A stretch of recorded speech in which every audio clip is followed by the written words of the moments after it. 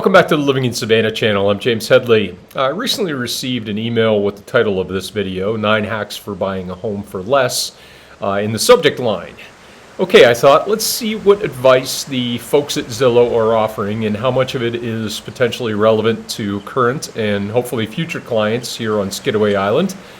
Before we dive into these tips and assess together where they fall on the useful to clickbait scale, let me thank you again for subscribing to the channel, sharing it with others that may be interested in the local real estate market, and for liking the videos here.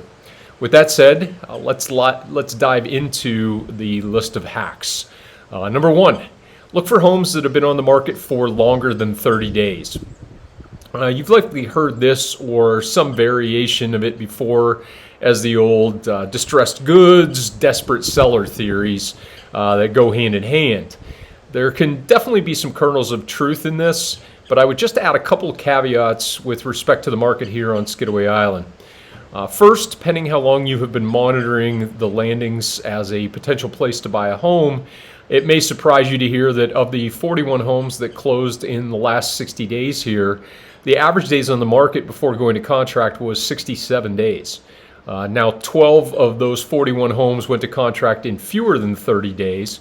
So as always, my advice is that if you see a home that fits you well here, be prepared to move quickly, but don't rush it and rue missed opportunities and or money left on the table. Second, and somewhat related, in the majority of cases, the longer a home is on the market, the more likely the seller is going to be to reduce the price. And for reasons that, frankly, I still do not fully comprehend, those price cuts here in the landings are likely to be $50,000 or more, as often as they are to be more modest in nature. And when those major reductions come, so often too do the buyers. So be sure you and your agent are prepared when such opportunities present themselves.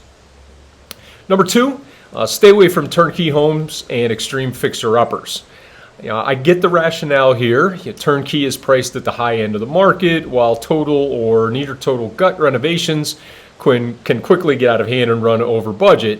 But this is just not a useful way to look at the landings real estate market, in my opinion. First and foremost, I would turn this point around and talk about the demand side versus the supply. What is your timeline as a buyer? Are you handy yourself and plan to take on some work?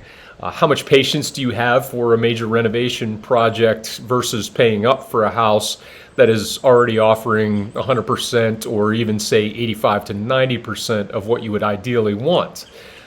For some, that recently renovated $1.2 million home is going to be the clear choice, whereas others are going to favor the comparable $800,000 house that they know going in they're going to put at least a couple $100,000 into. Number 3, shop lower priced alternatives to traditional single-family homes. Now, other than the small inventory of townhomes here on the island, which might be worth considering for some buyers, this is really not relevant for Skidaway buyers versus perhaps in other markets. Number 4, look for homes with less desirable features. If you've ever heard the adage, buy the worst house on the best block, that's the intent behind this bit of advice. I would actually lump this tip in with number 2. What is important to you as a buyer and what value do you place on it? Is something under 2,000 square feet with a limited view that hasn't been renovated in a couple decades okay as a means of entry to the landings lifestyle for you? Or is that marsh view home or half-acre lot or larger a must-have? In other words, less desirable features can absolutely be in the eye of the beholder/buyer. So let's talk about where you are flexible and where you aren't, and realistically assess what that likely means for your budget. Number 5, consider putting an offer on a contingent house. In other words, consider putting in a backup offer on a home that is already under contract with another buyer, but has not yet passed through due diligence. Nothing wrong with this bit of advice on its face, but I would simply ask, if you like a house enough to buy it in the event that inspections, financing, or some other factor causes the original buyer to cancel the contract, why not make an offer in the first place so you aren't left hoping for or gambling on a low percentage occurrence of the contingency falling through? Number 6, look at foreclosure auctions. Rarest of rare occurrences here, so I would say just keep this one out of your toolbox, and if something happens to fall into our lap together, we can go down that path, but don't count on it. Brings us to number 7, which is find an agent who is an expert in the area where you want to live.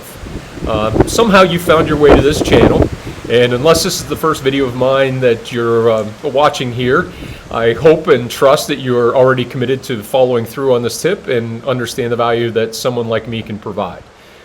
Number 8, understand that the highest offer doesn't always win.